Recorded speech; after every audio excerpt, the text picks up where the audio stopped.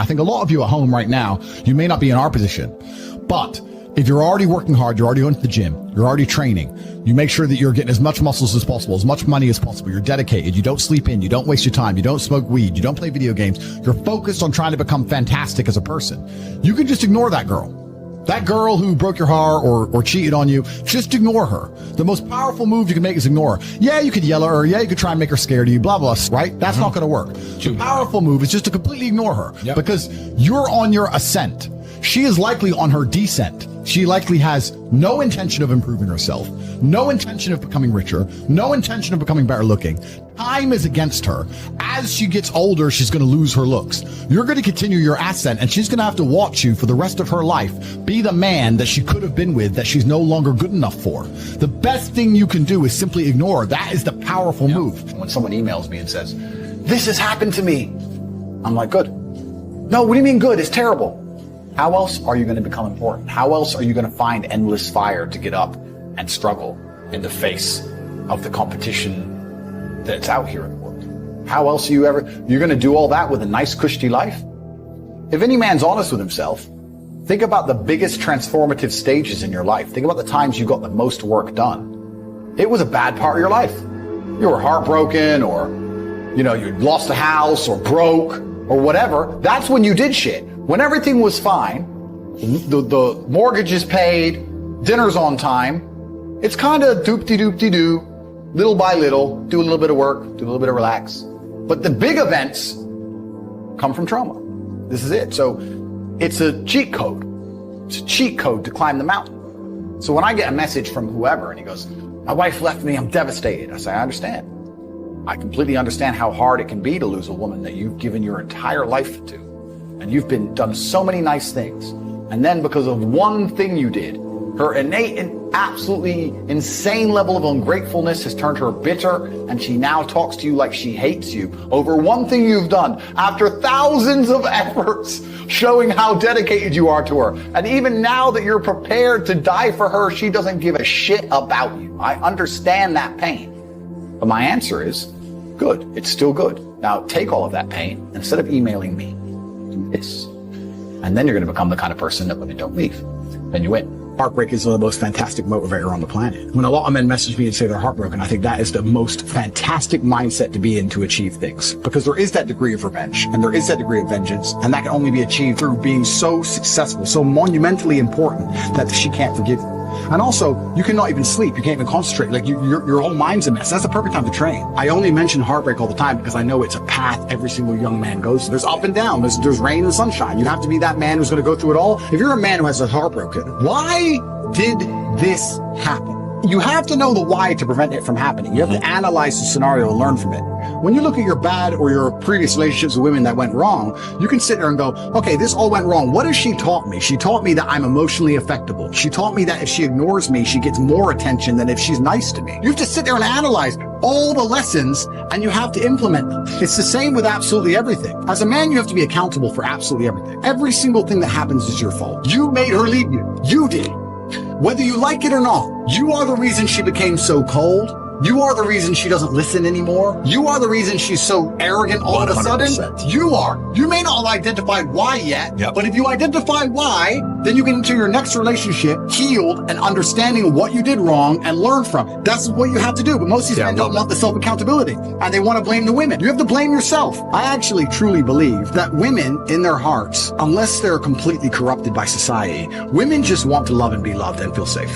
That's what they want. They want a man that they can look at and they truly know he makes the decisions and I trust him to make the decisions and I love him for that and I respect him for that. That's what they truly want. When a woman starts turning on you, it's usually because she doesn't trust you for some reason. She doesn't trust your judgment. If she starts to doubt your judgment, how can she truly love you? You're the protector. You're the provider. If a woman's gone cold on you, you have to sit there and go, okay, she doesn't trust my judgment. What have I done that made her doubt me? It's not her fault. It's your fault. Every single time a woman leaves you as a man, it is your fault. Always. Even if a richer, more successful, more alpha man stole her from you, it's still your fault because you need to be like him. It's always 100% your fault. First things first is that going through a breakup sucks.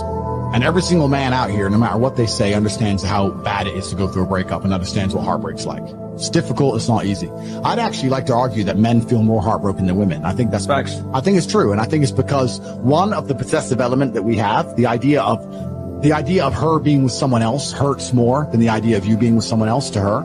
And secondly, because you have a lot less options than she has instantly. So I think that breakups are worse for men than they are for women. And I understand how difficult and hard they can be. However, the unfortunate reality is that chasing her and being dedicated to her and saying you're going to do whatever she wants, etc., is very unlikely to work. It's very unlikely to work, and you have to look at the scenario you're in, look at the chessboard, and make the best possible move. When you're heartbroken, when you're truly heartbroken, you can't even sleep, and your mind is constantly preoccupied. And instead of seeing that as a negative, what you need to do is use that as a source of unlimited power.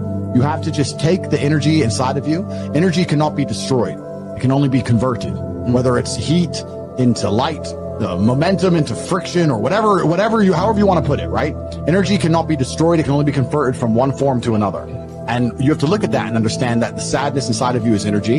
You can't destroy it, but you can convert it into something else which is constructive. And you just have to suck it up, buttercup, and get over it. And there's no other way to do it. And obviously having an abundance of women makes that easier. But I wouldn't even put it that way. I'd say if you were with a woman and you lost her and you're now lonely and she's going to be moving on and you're absolutely not heartbroken and you're destroyed inside, I understand how difficult that is. But now you have genuine sadness inside of you, which is unlimited motivation for you to become a beast, become an animal. And by the time you're finished becoming an animal, you won't care anymore.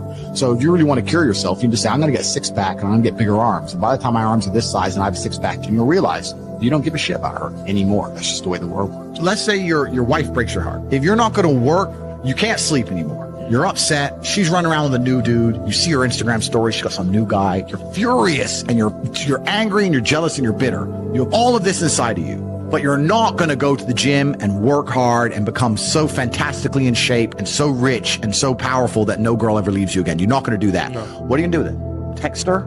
Try and explain to her? She doesn't care. Like, you can write the most perfect English. You can write the most beautiful words ever constructed.